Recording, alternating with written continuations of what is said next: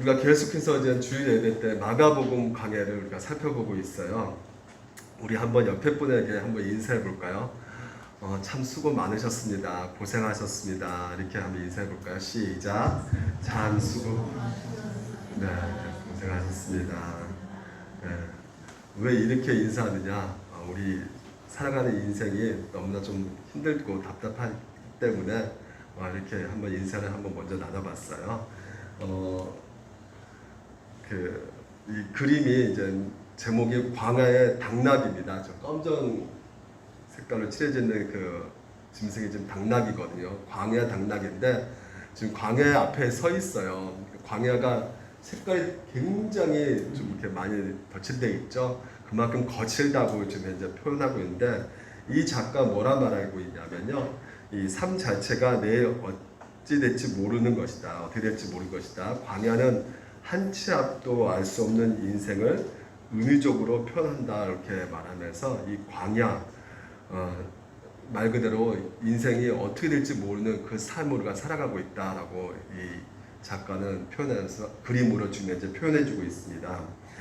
그래서 말 그대로 참 인생이 참 답답하다, 참 어떻게 될지 모르겠다라는 생각이 들 정도로 우리 가운데 아주 큰 사건이 이 광주에서 일어났었죠.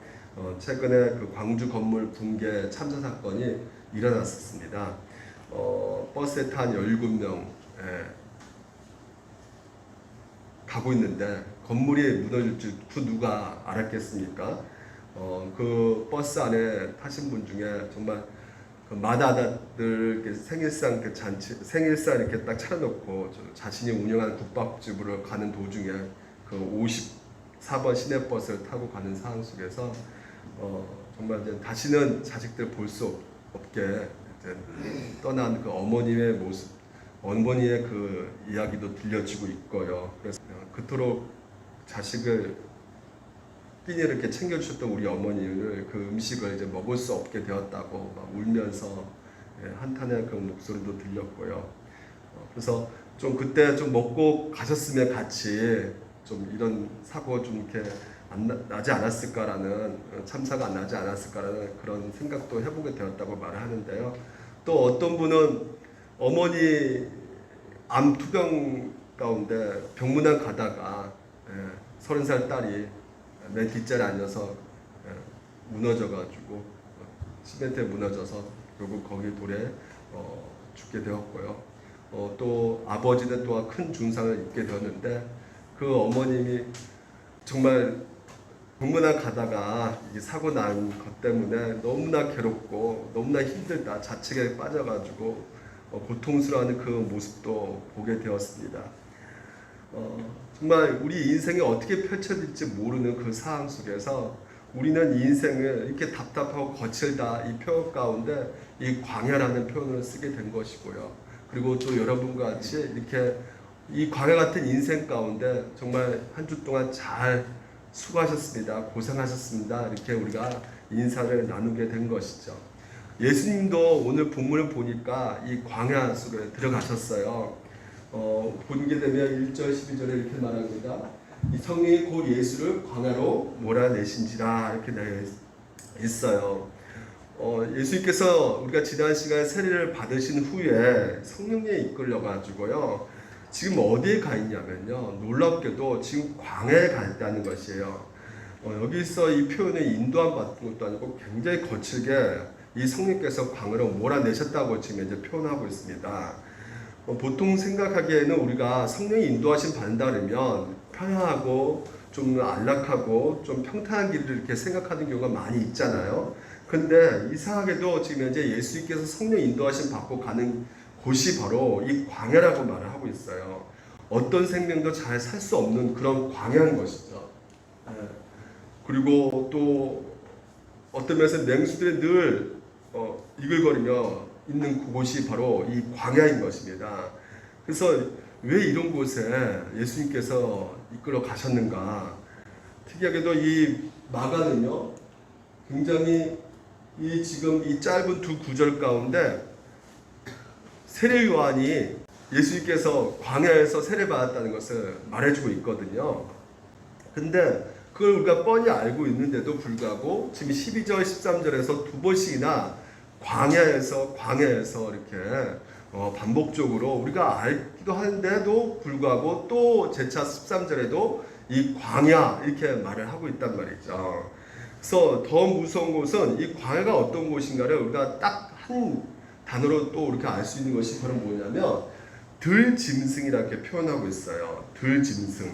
여러분, 이 들짐승, 보통 마가복음이 기록할 당시에는요, 예수 믿는 성도들이 굉장히 핍박받고 있는 그 로마 정부 가운데 있지 않았습니까? 그래서 원형 경기장에서 정말 이 짐승의 밥이 되었던 그 시대가 바로 이 마가복음이 쓴 이 마가 시대였던 것이죠. 그래서 예수 믿는 사람이 핍박받고 조롱받고, 그래서 그 원형의 그 짐승의 밥으로 사라져버렸던 그 상황 속에서 또한 살아남은 사람들은 어떻게 내가 이렇게 믿음 생활을 할 수 있을까? 그냥 차라리 믿음 포기해버릴래 하면서 예수를 거부해버리는 그런 상황 가운데 있는 상황 속에서 이 들짐승 자체, 이 표현 가운데 우리가 분명히 알 수 있는 것은 굉장히 그 무섭고 핍박이 있고, 그리고 또한 구약에서 보게 되면 이 들짐승의 표현이 사단, 졸개들, 어둠의 세력들이라는 것을 보여주면서 이게 굉장히 어려운 상황 가운데 있다는 것을 우리 가운데 알려주고 있다는 것이죠.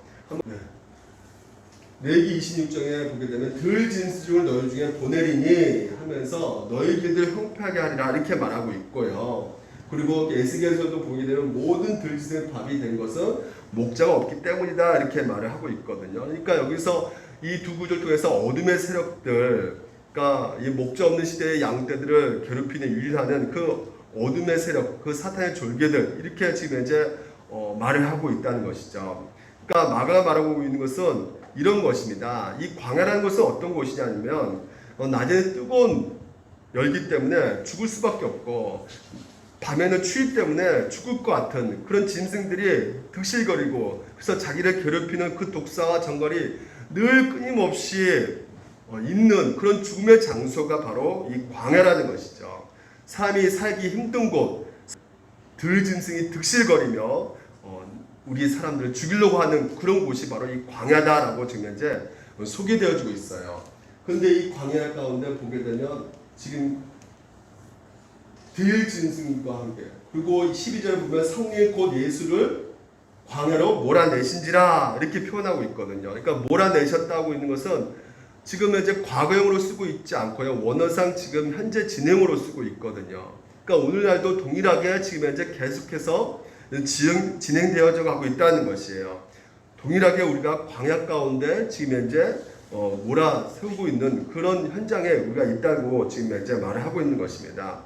오늘날 우리가 살아가고 있는 이 지금 현재 삶이 어떻습니까? 직장의 삶, 가정의 삶, 그리고 여러 가지 사회생활하면서 이 세상이 정말 우리에게 활기차고 소망 주고 기쁨을 주는 곳이 였으면 좋겠는데, 오히려 정말 죽고 싶은, 정말 못 살겠다는 그 말이 튀어나올 정도로 우리 가운데 너무나 힘든 그런 광야 같은 우리가 그 속에 우리가 있지 않습니까? 얼마나 예측불허의 사건들이 계속해서 날마다 우리가 접하고 있는지요. 코로나 백신이 개발됐다고 해가지고 우리가 기뻤습니다. 하지만 또 한편에는 이 코로나 백신 때문에 또한 맞아서 죽어가는 사람들의 숫자가 또 늘어가고 있다는 것을 우리가 또 보게 되지 않습니까? 정말 우리 주변에 정말 짐승 같은 사람들이 너무나 득실거려가지고 얼마나 우리 가운데 잡아먹으려고 우리를 공격해 들어오고 우리 힘들게 하는지. 그래서 뭐 당장 내일 월요일만 되더라도 또 직장생활이 광야 같다, 어떻게 또 상사를 보냐, 또 어떤 분은 또 어떤 목사님이 그런 말씀 하시더라고요. 예배 끝나와서 집에 가면 집이 광야 같다, 아내가 진짜 설교에 대해서 너무나 나에 대해서 너무나 물어뜯는다, 힘들다 이렇게 말도 하시더라고요. 근데 우리가 이렇게 고통으로만 생각하는 이 광야를 우리가 이제는 성경에서는 그러면 과연 광야를 그런 고통으로만 생각할 수 있는 것인가 라는 걸 생각해 볼 때, 성경적인 광야를 살펴봄으로 말미암아 광야에 대한 우리가 개념을 다시 한번 우리가 정립했으면 좋겠다는 생각을 하게 되었어요. 그래서 여러분과 같이 성경에서 말하는 광야가 무엇인가 이 세 가지 한번 보려고 해요.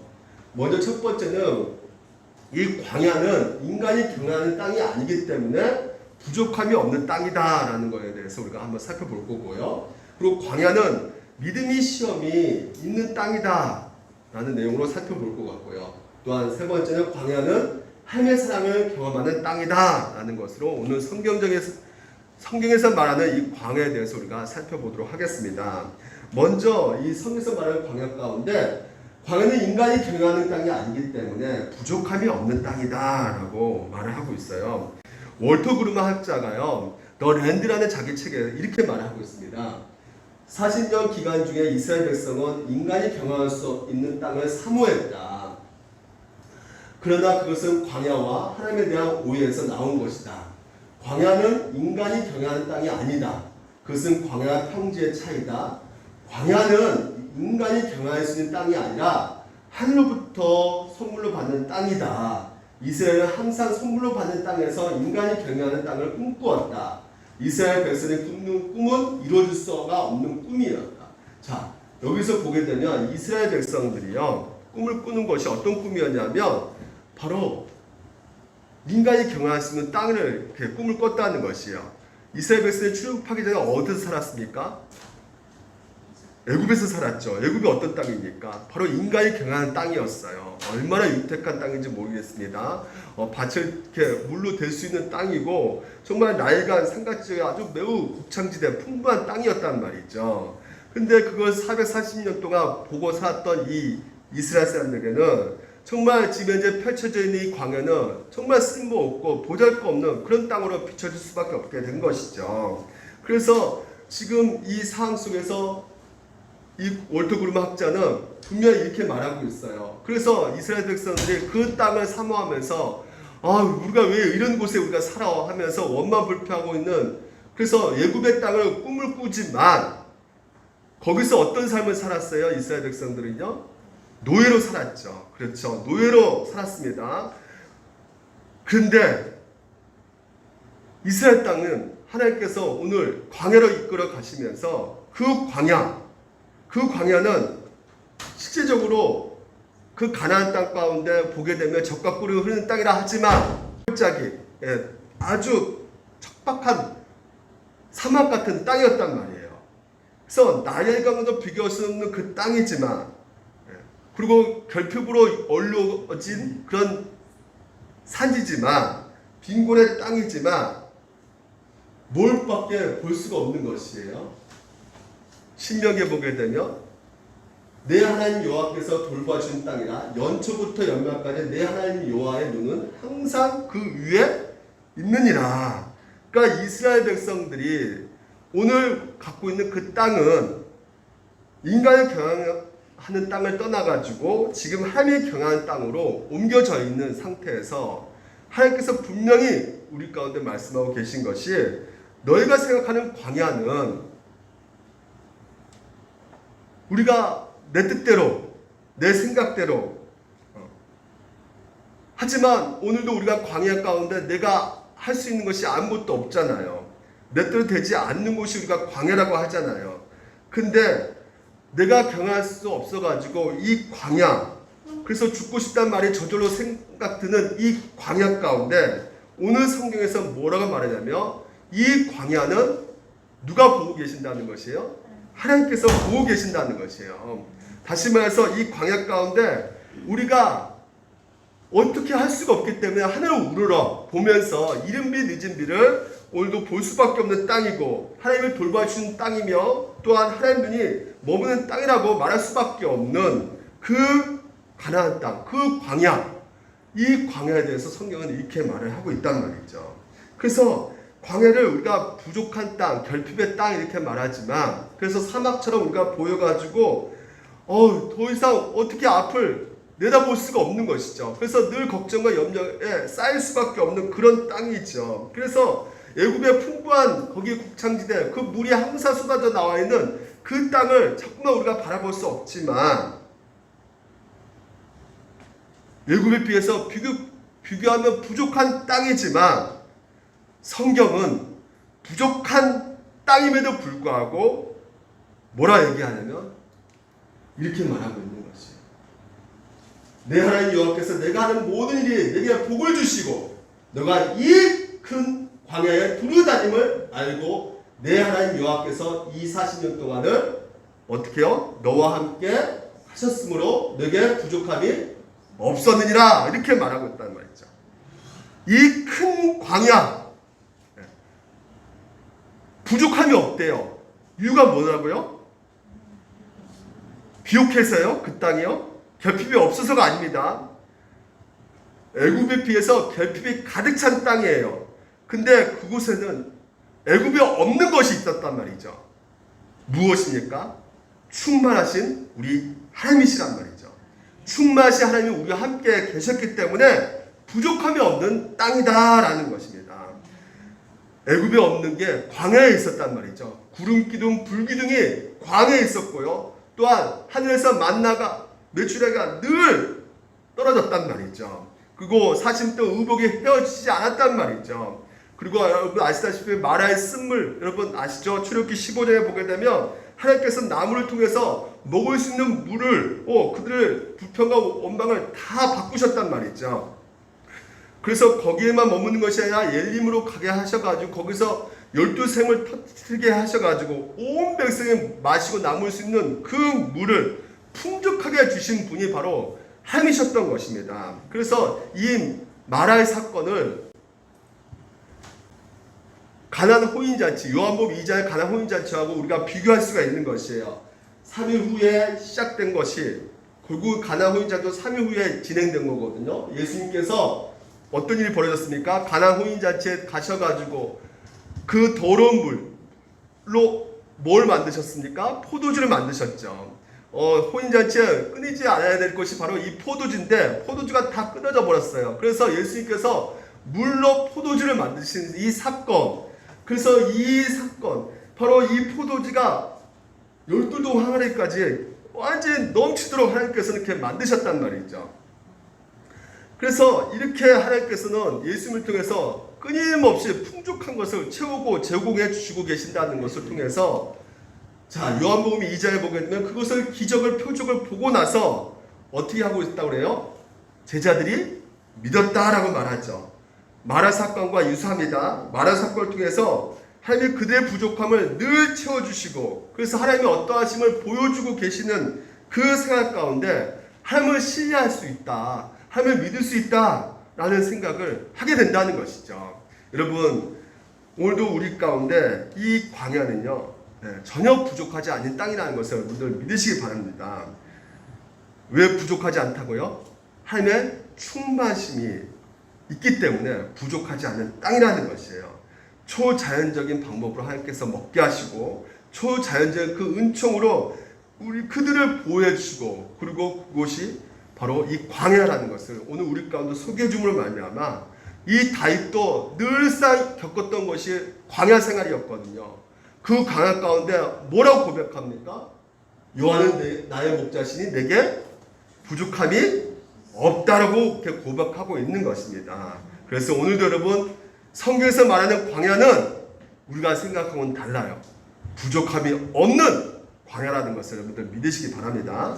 그리고 두 번째는 여러분 이 광야는 믿음의 시험이 있는 광야라는 것이에요. 우리가 13절을 보게 되면요 이 광야 40일 동안 계시면서 사탄에게 뭘 받으셨다고 그래요? 예수님께서 시험을 받으셨다는 것이에요. 이 40이라는 숫자가 굉장히 의미가 있는 숫자입니다. 보통 모세가 시내산에서 율법 받기 전에 며칠 동안 머물렀어요? 40일 동안 머물렀습니다. 이스라엘 백성들이 어떻게 광야에서 방황할 때도 40 숫자가 기록되어 있죠. 그렇습니다. 여러분 예수님께서는 우리 보고 40일 지금 뭐 근식하라? 여러분 그런 쪽으로 생각하시면 안 돼요. 이 40일의 그 의미 가운데 우리가 알아야 될 것이 무엇이냐면 인생 전체 다가 오늘 우리가 보내고 있는 것이 바로 이 지금 40이라는 숫자 가운데 말해주고 있단 말이죠. 그러니까 우리 인생 전체가 바로 어떤 기간이다? 시험 기간이다라는 것을 여러분들 생각하시기 바랍니다. 그것을 잘 보여주는 대목이 바로 누가복음에 있어요. 마귀가 모든 시험을 다 한 후에 어떻게 해요? 사라졌습니까? 아닙니다. 얼마 동안이에요. 그러니까 얼마 동안이냐면 또 다시 온다 안 온다? 또다시 온다는 것이죠. 예수님께서 골고다 십자가 거기까지 계속해서 마귀는 예수님을 시험하러 왔다는 것이죠. 그러니까 한 번 시험하고 떠나는 것이 아니라는 것이에요. 계속해서 시험한단 말이죠, 우리를요. 그렇습니다. 여러분, 오늘 우리 가운데 이 시험을 계속해서 하고 있는 이 사단 마귀 가운데 여러분, 우리가 알아야 될 것이 무엇입니까? 도대체 사단의 시험이 무엇인가를 우리가 알아야 된다는 것이죠. 그래서 이 사단의 시험이 동일 본문이 누가복음, 마태복음 다 나와 있어요. 마태복음을 보게 되면 어떤 시험이었냐면 이 시험이었습니다. 시험하는 자가 예수께 나와서 이르되 너가 만일 하나님의 아들이거든 명하여 이 돌들로 어떻게 해요? 떡덩이 되게 하라. 네. 무슨 시험이었습니까? 지금 현재 하나님의 아들이거든 이거예요. 그러니까 사단 마귀는 예수님이 어떤 분이라는 것을 전혀 모르는 것이 아니었죠. 어느 정도 알고 있단 말이에요. 근데 지금 현재 마귀가 나타나서 뭐라고 시험하냐면 진짜 너가 하나님의 아들이 맞으면 이 돌을 가지고 떡을 만들어봐, 빵을 만들어봐 이렇게 시험하고 있단 말이죠. 오늘 여러분 예수님께서 하나님의 아들인 것을 우리가 지난 시간에 세례 요한을 통해서 그 세례 받았을 때 내 사랑하는 아들이다, 기뻐하는 자다 우리가 살펴보았죠. 하늘로부터 소리가 나기를 내 사랑하는 아들이라 내가 너를 기뻐하노라. 하나님께서 이미 예수님을 그렇게 말씀하셨어요. 하나님의 아들이라고 말씀하셨던 것이죠. 근데 정확하게 이 마귀는요 어느 정도 적당하게 어느 정도 알고 말하지만 지금 현재 이미 사랑하는 아들이라고 증명된 거에 대해서 하나님 말씀하셨기 때문에 이미 끝난 것임에도 불구하고 다시 재차 하나님의 아들이거든 이렇게 의문을 갖게끔 만들어 간단 말이죠. 그래서 마귀가 아직 완전히 증명되지 않았다. 하나님의 아들이거든. 아직 부족하니까 네가 스스로 한번 증명해봐. 이렇게 함정을 걸어놓고 있단 말이에요. 여러분, 우리가 어떤 존재입니까? 우리가 우리 힘으로, 우리 능으로 우리가 그리스도인이 된 것입니까? 바울의 고백처럼 나의 다 된 것은 누구의 은혜다? 전적인 하나님의 은혜라는 것이에요. 나에게 그 어떠한 방법도 없고 그 어떠한 수단도 없었어요. 어떠한 자극도 없는데 하나님께서 역사하셔서 우리를 거듭나게 하셔서 하나님 자녀 되게 하셨단 말이죠. 나를 그리스도로 하나님께서 만드신 것이란 말이죠. 내가 같이 뭔가 한 것이 아니라 하나님께서 홀로 행하셨던 것입니다. 그래서 우리가 그리스도인이 된 것이에요. 근데 이런 우리의 정체성을 이 사단 마귀가 흔들어 놓는 것이에요. 네가 하나님 자녀? 그래. 맞긴 맞는데 완전히 맞는 건 아니야. 너 좀 네가 보더라도 부족하지 않니? 뭔가 좀 해야 되는 거 아니니? 내가 방법 좀 가르쳐 줄게. 너 자신을 위해서 뭔가 좀 해봐. 너 자신 네가 또 좀 어떤 일을 해봐. 그러니까 마귀는 계속 우리에게 있어서 은혜를 갉아먹게 한단 말이죠. 다시 말해 사람의 절대 주권을 평가절하시킨단 말입니다. 사단은 하나님의 일하심과 하나님의 그 모든 것에 있어서의 평가절하하면서 하나님의 주권을 훼손하는 그 방법을 쓰고 있는데 바로 우리가 하나님 자녀됨을 하나님의 오늘 그리스도됨을 스스로 증명하라고 지금 현재 우리를 유혹하고 있단 말이죠. 그러니까 하나님의 자녀 이 모든 것이 하나님의 은혜임에도 불구하고 우리의 공로로 이해시키려고 끊임없이 사단은 우리를 공격해 들어오고 있다는 것입니다. 많은 그리스도인들을 그런 식으로 시험하고 있단 말이에요. 그래서 우리가 신앙생활을 많이 하면 많이 할수록 그런 시험이 더 많이 온단 말이죠. 내가 뭔가 좀 이렇게 봉사한다 할지라도 그 봉사를 통해서 하나님 앞에 떳떳하게 보이고 싶다는 것이죠. 내가 헌금을 좀 더 많이 들어서 하면 더 좋은 모습, 떳떳한 모습, 좀 더 인정받으려고 하는 모습. 근데 이것이 점점 이 교만이 더 커져가지고 나중에 어떻습니까? 교회 안에서 자기 존재 가치성을 더 인정받으려고 그래서 누군가 나의 어떤 봉사나 어떤 이런 헌신한 거에 대해서 가치를 알아주지 않으면 뭐가 올라와요? 내 안에서 분노가 올라오죠. 결국은 내가 없으면 이 교회는 안 돼! 라는 그 생각까지 갖게 된단 말이죠. 그걸 누가 제일 많이 생각할까요? 접니다, 저. 이런 유혹, 이런 시험이 오늘 여러분 우리 가운데 온단 말이에요.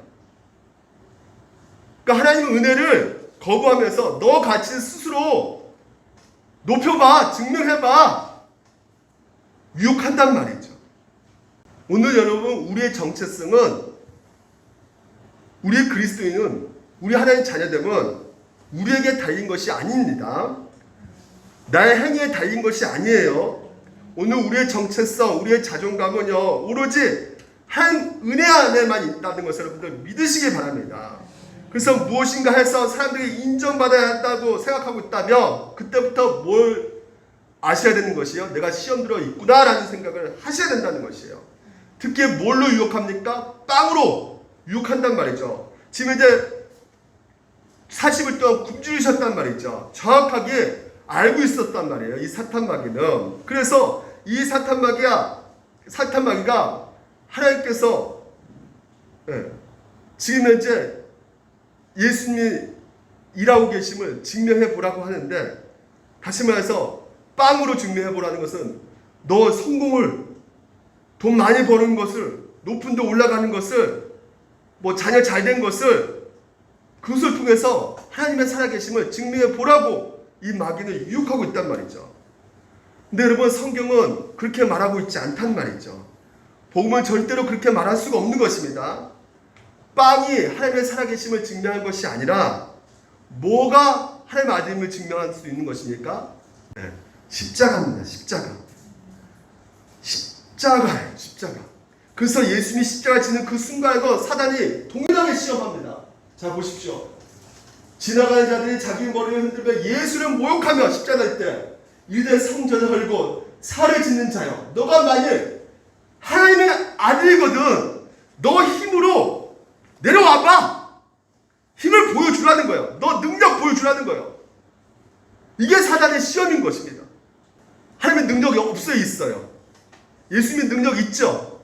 신성 갖고 있기 때문에 내려와서 그래 한번 내가 보여줄게 하지 않으시고 끝까지 어떻게 해요? 묵묵히 그 십자가를 지셨단 말이죠. 오늘 여러분, 사단 이 시험, 이 유혹이 어떻게 이길 수 있느냐? 악을 어떻게 이긴다고요? 손으로 이기는 것처럼 오직 우리가 이길 수 있는 힘은 바로 이 십자가란 말이죠. 빵으로 이기는 것이 아니라, 빵으로 하나님의 살아계심을 증명하는 것이 아닙니다. 오늘도 우리가 하나님의 살아계심을 증명할 수 있는 것은 십자가예요. 나의 희생을 통해서, 나의 손해보는 걸 통해서 오늘도 우리가 하나님의 자녀됨을, 그리스도인임을 증명할 수가 있는 것입니다. 아멘. 그래서 여러분, 우리 또 두 번째 시험을 한번 볼까요? 마귀가 또 그를 데리고 지극히 높은 산으로 가서 천하만국과 그 영광을 보여 이르되 만일 내가 엎드려 경배하면 이 모든 것을 너에게 주리라. 이렇게 지금 현재 사단이 시험하고 있단 말이죠. 내용은 다르지 않아요. 목적도 비슷해요. 근데 뭐가 틀리냐면 이 방법이 틀리고 지금 현재 속도가 틀린단 말이죠. 여러분, 예수님의 천하만국의 영광 어떻습니까? 이미 그 영광 결정 났죠? 그렇지 않아요? 예수님이 이미 다 받으신 거 아니에요? 십자가 죽으시고 부활하시고 하나님의 그 모든 영광을 다 이제는 받게 되는 것이죠. 예수 그리스도의 목적이 천하만국의 영광을 다 이루셨단 말이죠. 근데 마귀가 오늘 네가 이루려고 하는 이것들을 뭐라 말합니까? 내게 엎드려 경배하면 이 모든 것을 너에게 주리라고 말하고 있어요. 마귀가 제시한 것이 무엇입니까? 지금 나에게 경배하면 내가 당장 주겠다는 것이에요. 속도예요, 속도.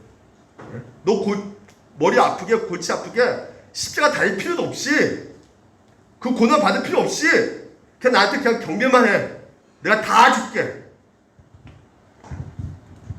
이렇게 사단은 우리 가운데 유혹한단 말이죠. 그렇습니다. 목적이 옳다고 해서 방법이 내 마음대로 결정할 수 있는 것이 아니란 말이죠. 목적이 맞다고 해서 속도를 내 마음대로 결정할 수 있는 것도 아니란 말입니다. 성도는 출발도 과정도 마무리도 오직 하나님의 주신 하나님의 방법대로, 하나님의 속도로 결정되어지는 것이에요. 그래서 하나님께서는 오늘 우리 가운데 그 방법이 무엇이라고요? 십자가란 말이죠. 자기의 부인의 삶이란 말이죠. 그래서 오늘도 나의 자존심, 나의 것들을 포기하는 것이에요. 나의 혈기를, 나의 분노를 자제하는 것입니다. 그리고 나 자신을 낮추는 것이에요. 이게 방법이에요. 교회 성장 필요합니까? 안 필요합니까? 필요하죠. 필요합니다. 성장해야 됩니다. 하지만 그 방법이 틀리면 안 된다는 것이죠.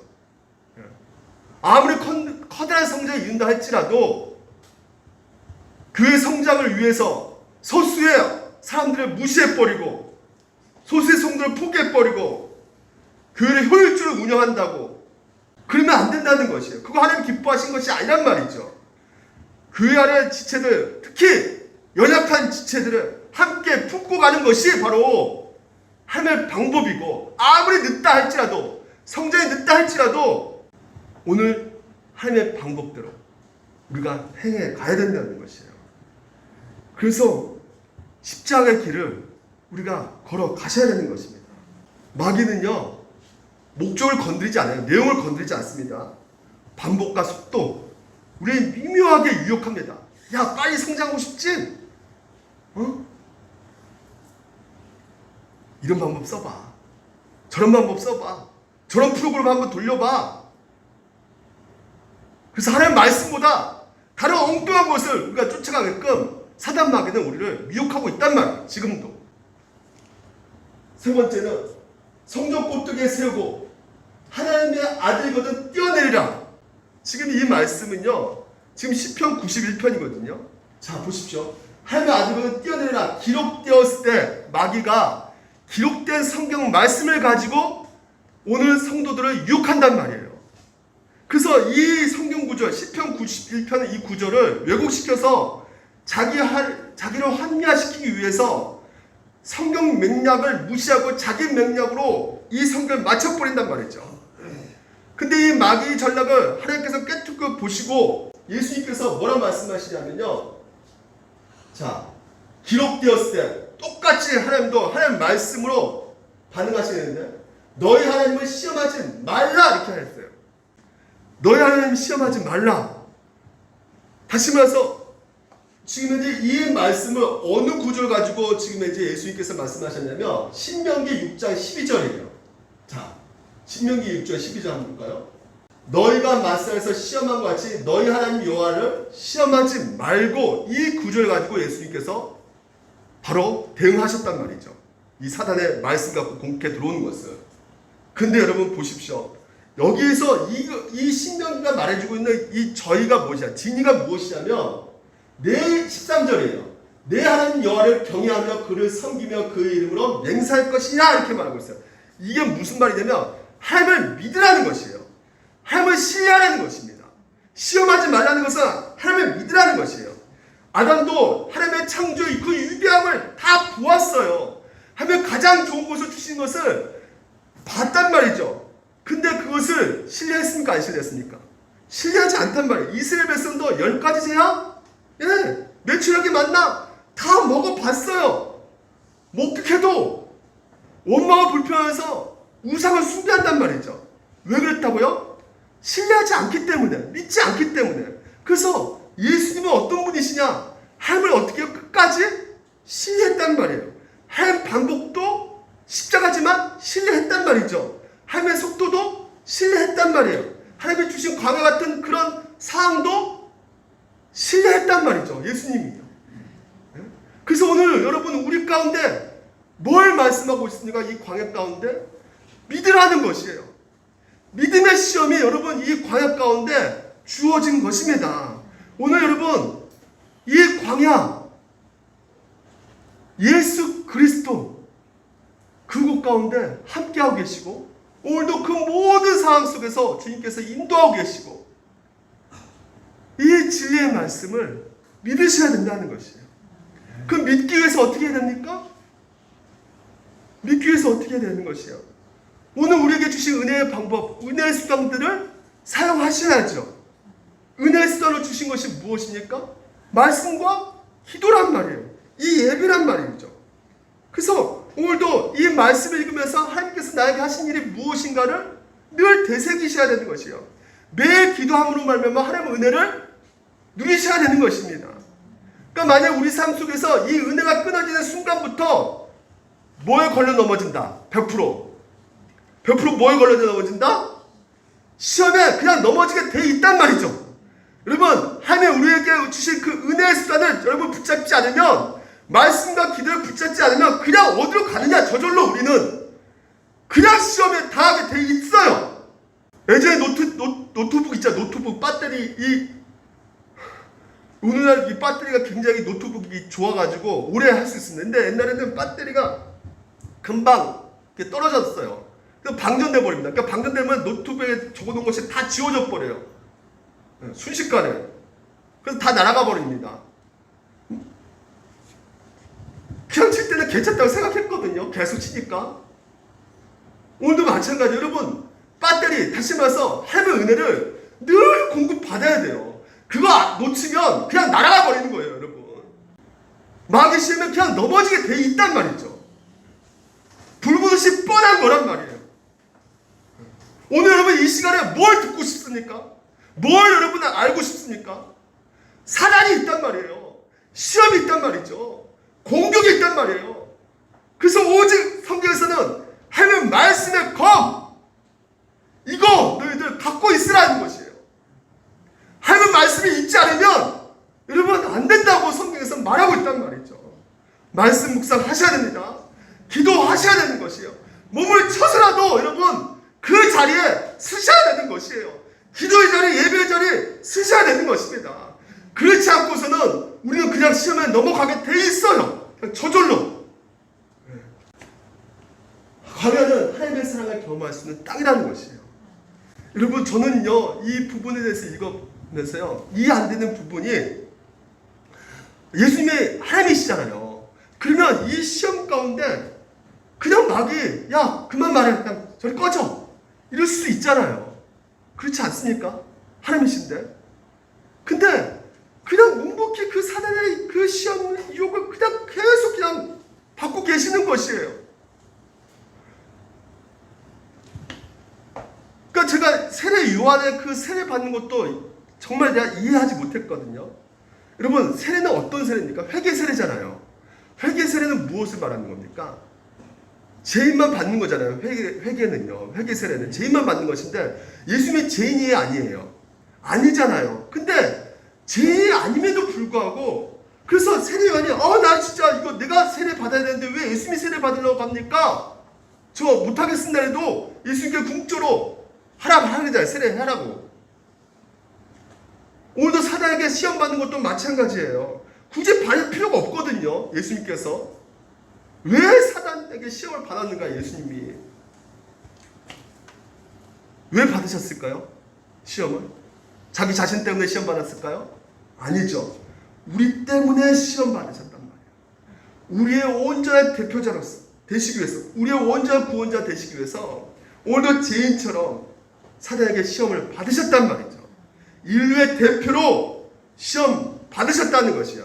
그래서 마가복음에 이 마가는요, 다른 복음서는 시험 받는 것을 장구하게 이야기했지만 딱 두 구절로 끝내버렸어요. 왜?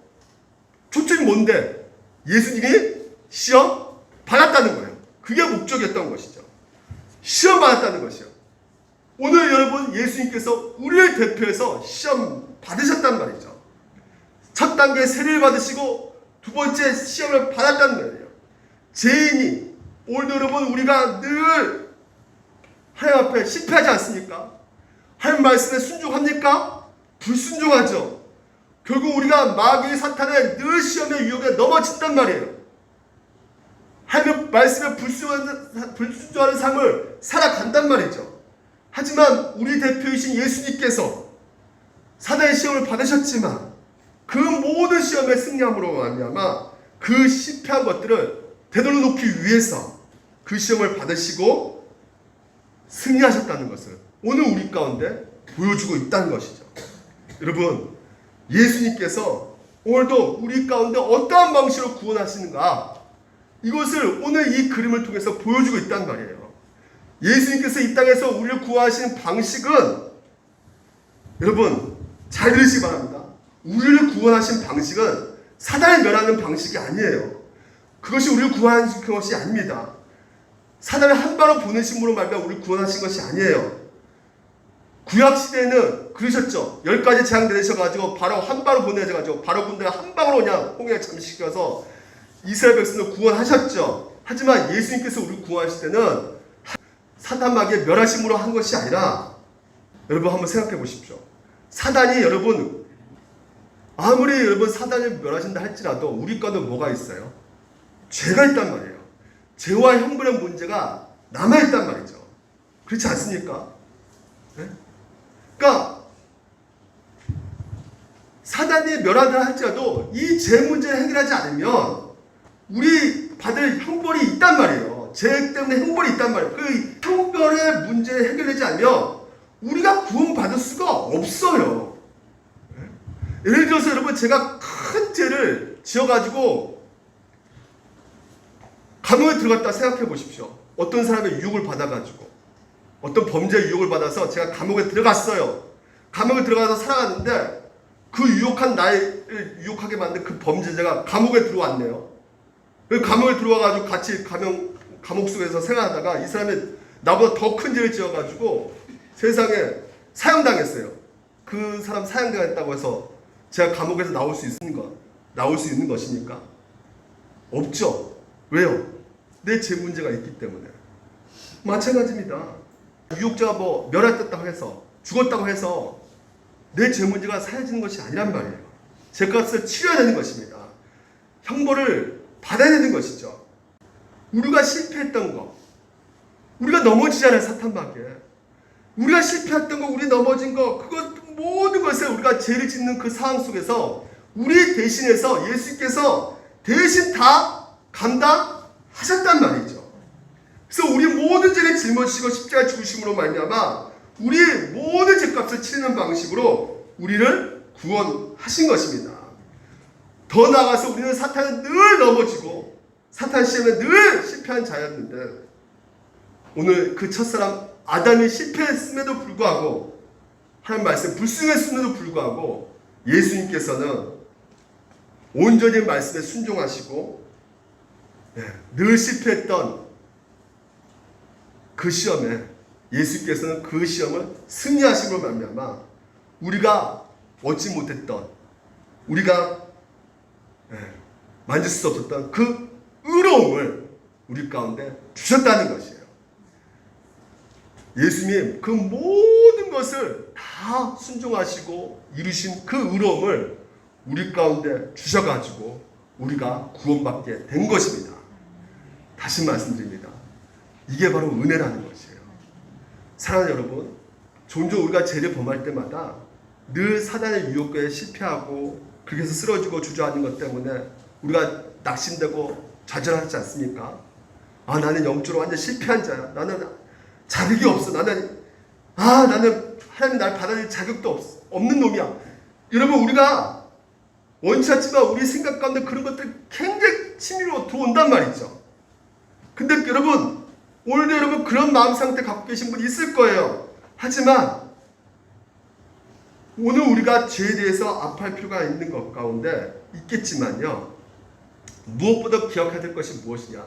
물론 죄에 대해서 누이쳐야 되지만 우리의 죄나 실패나 하나님께서 이런 것들을 보시고 받아들여주고 안 받아들여주고 이거 결정적 요인이 아니라는 것이에요.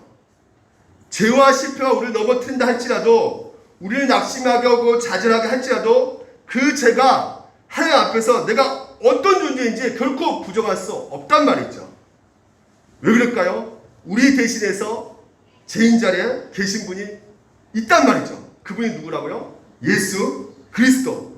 그분께서 내 대신 죄값을 치르셨기 때문에 우리는 실패했지만 우리를 대표해서 그 모든 사단의 시험을 이기시고 우리가 불순했던 하나님의 말씀을 완전하게 순종하신 분 예수 그리스도 때문에 우리는 의로움이 없지만 예수님의 그 의로움 때문에 오늘 그 의로움을 우리 가운데 덧입혀 주셨기 때문에 우리가 죄짓는 우리 실패들이요, 우리 가치 규정을 할 수가 없는 것입니다. 여러분, 오직 우리 가치와 우리 존재와 우리의 모든 정체성을 누가 규정할 수 있는 것이에요?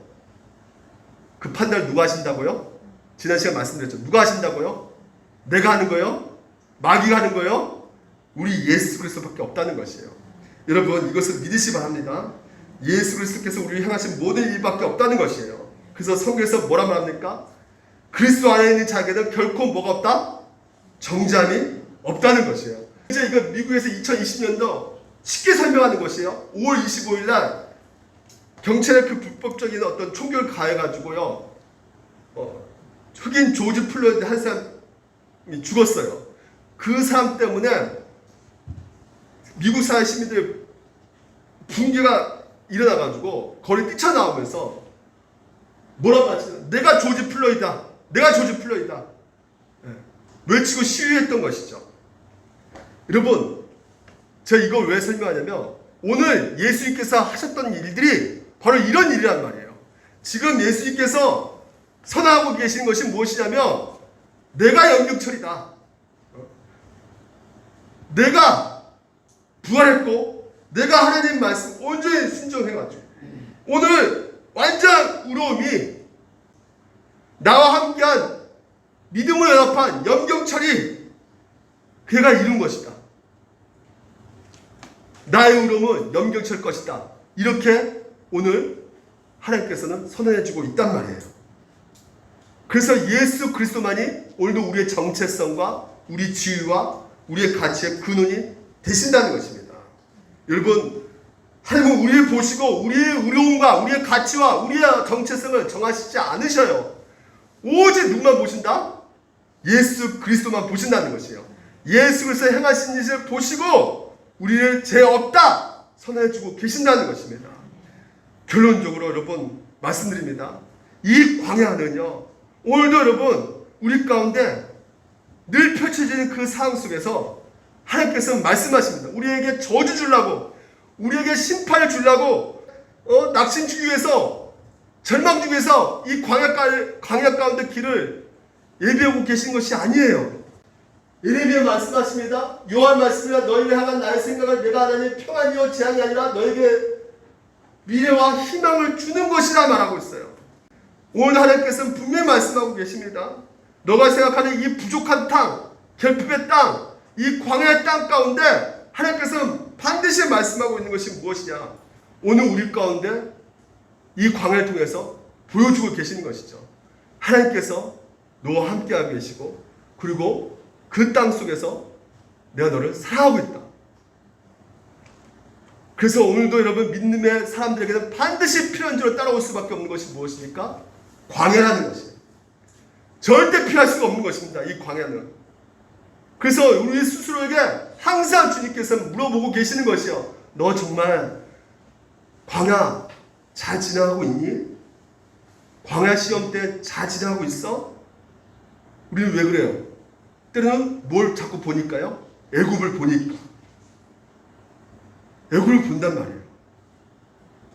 저도 광야를 지나가고 있습니다. 근데 지나갈 때마다 너무 힘들어요. 왜? 반드시 하나님께서는 이렇게 해줄 거라 생각했는데 이렇게 되지 않으니까. 최근에도 밴드에서 한 분이 떠나갔어요. 네. 교회 성도 떠나가요. 기도하는데 어떻게든 좀 붙잡으려고 근데 사업을 종료시켜 버리더라고요. 하나님께서 뭐 제 감정 정리할 시간도 없이 그냥 종료시켜 버리더라고요. 네가 하면 네가 알아서 하고 하면서 그냥 날 버리는 것 같아요. 그냥 왜 그러실까 하나님께서. 근데 여러분 중요한 메시지가 여기 있는 것입니다. 광야가 미드바레예요. 근데 그 하나님 말씀이 바로 나바드예요. 오원이 같습니다. 다시 말해서 광야 가운데 무슨 말씀이 들려지는 것이에요? 여호와 말씀이 들려지는 것입니다. 그래서 여러분 우리가 하나님 나라가 이미 임했잖아요. 아직 우리가 하나님 나라 들어가지 않지 않습니까? 우리 광야가 이미 우리 가운데 임했어요.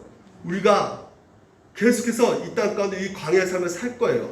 하지만 예수님께서 여러분 오늘도 여러분 우리 가운데 함께하고 계신다는 것이에요. 이미 와 계시고, 하지만 우리가 아직 못 만났죠. 언제 만나고요? 재림할 때 만나죠. 그러니까 여러분 이 광야 가운데 내가 잘 지나가고 있다는 것은 무엇으로 알 수 있느냐? 바로 내가 예수 그리스도를 의지하고 있느냐, 내가 예수 그리스도를 붙잡고 있느냐, 내가 예수 그리스도를 바라보고 있느냐. 광야에 들어가면 오늘도 여러분 인생이 저절로 보여지게 되는 것입니다. 바로 여기 이르기를 여호와의 말씀이 이스라엘 내 아들 내 장자라, 내가 이르기를 내 아들을 보내줘 나를 섬기게 해라. 출굽했던 그 이스라엘, 오늘도 하나님께서 여러분을 구원시켜 주시고 분명하게 말씀하십니다. 똑같이 너희들은 내가 사랑하는 아들이다, 딸이다. 너희들은 내가 이미 너희들을 구원했다. 그리고 어디로 간다? 광야로 간다. 그 광야 속에서 오늘 여러분 우리가 중요하게 발견되는 것이 무엇입니까?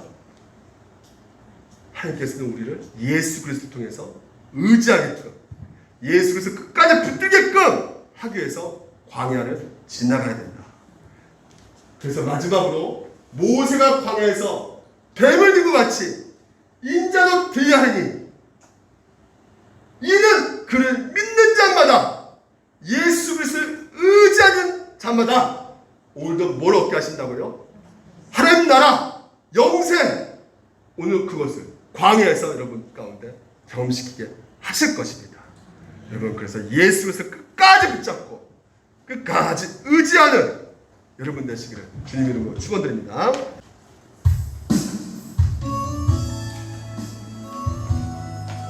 주가 보이신 생명의 길,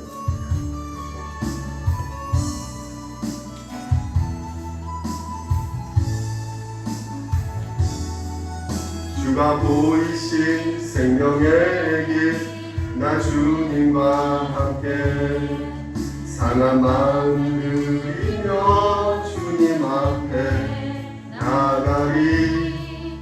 나의 의로움이 되신 주 그 이름 예수, 나의 길이 되신 이름 예수.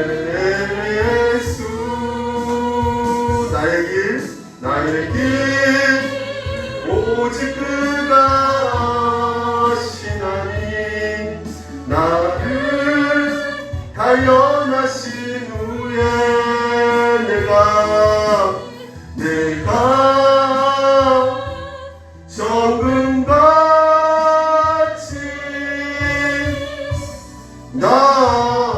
나오리라. 우리 이 시간 다시 함께 기도합시다. 우리가 하나님 나라가 이미 임했습니다. 하나님 나라에 산다는 것은요, 누구보다 더 잘되고 누구보다 더 건강하고 누구보다 더 높은 지에 그렇게 유지하고 그런 것이 아닙니다.